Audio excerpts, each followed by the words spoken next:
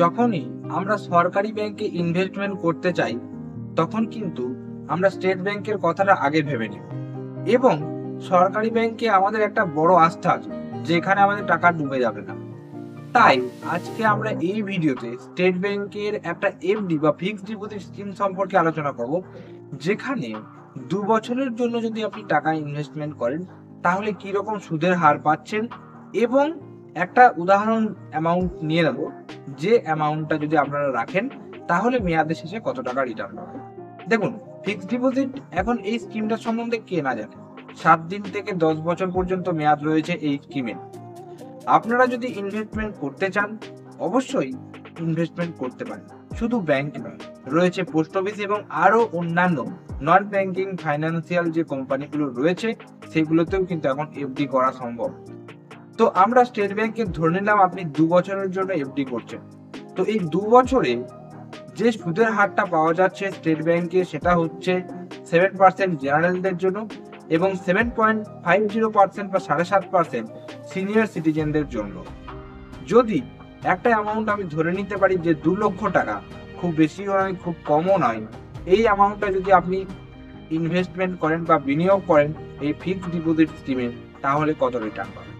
তো অবশ্যই এখানে যখন আপনারা ডিপোজিট করছেন এফডিতে বা ফিক্সড ডিপোজিট স্কিমে, এই যে স্কিমটা বলছি এটা অ্যানুয়ালাইজ স্কিমের ক্ষেত্রে বলছি, অর্থাৎ এটা কিন্তু একেবারে ম্যাচুরিটি শেষে আপনি সুদ সহ টাকাটি রিটার্ন পাবেন। তো প্রথমে জেনারেলদের কথায় আসা যাক। আপনি এখানে যখনই টাকাটি ইনভেস্টমেন্ট করছেন 2 লক্ষ টাকা, তো সেক্ষেত্রে জেনারেলরা যে টাকাটা রিটার্ন পাচ্ছে সেটা হচ্ছে 2,29,776 টাকা। 2,29,776 টাকা, যেখানে 2 লক্ষ টাকাটা আপনার নিজের টাকা, আসল টাকা, এবং 29,776 টাকা হচ্ছে সুদের টাকা।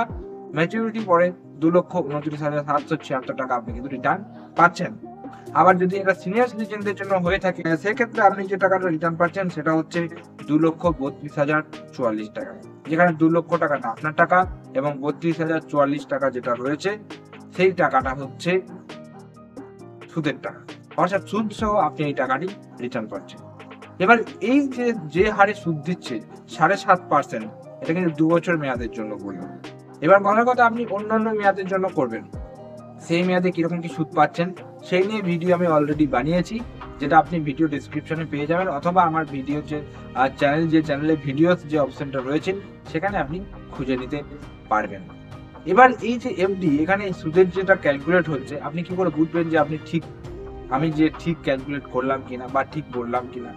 এখন আপনাকে দৌড়ে বেড়াতে হবে, গুগলে সার্চ করে দেখে নেবেন এফডি ক্যালকুলেটর বলে, সেখানে অ্যামাউন্ট, সুদের হার এবং টাইম সেট করে দেবেন, অটোমেটিক ক্যালকুলেট করে আপনাকে বলে দেবে আপনি মেয়াদের পরে কত টাকা রিটার্ন পাবেন। তো আমি এখানে স্টেট ব্যাংকে একটা অ্যামাউন্টের মাধ্যমে আপনাদেরকে বোঝাতে চাইলাম 2 বছরে মোটামুটি কিরকম কি রিটার্ন পাবেন। আপনারা একটা আন্দাজ, আপনারা যত টাকা ইনভেস্টমেন্ট করতে চাইবেন আন্দাজ কিন্তু পেয়ে যাবেন।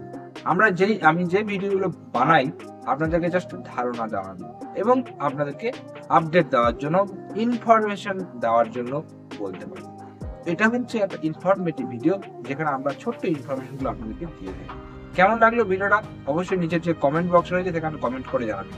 যদি ভিডিওটা ভালো লাগে থাকে একটা লাইক করবেন, চ্যানেলে যদি নতুন থাকেন চ্যানেলটিকে সাবস্ক্রাইব করে পাশের যে বেল নোটিফিকেশন সেটা অলে সেট করে রাখবেন, কারণ আমরা এই চ্যানেলে বিভিন্ন রকম আপডেট সংক্রান্ত ভিডিও আপলোড করার চেষ্টা করে থাকি, যেটা আপনারা প্রত্যেকেই জানেন। যারা জানেন না, চ্যানেলে নতুন আছেন, অবশ্যই চ্যানেলটিকে সাবস্ক্রাইব করে রাখবেন।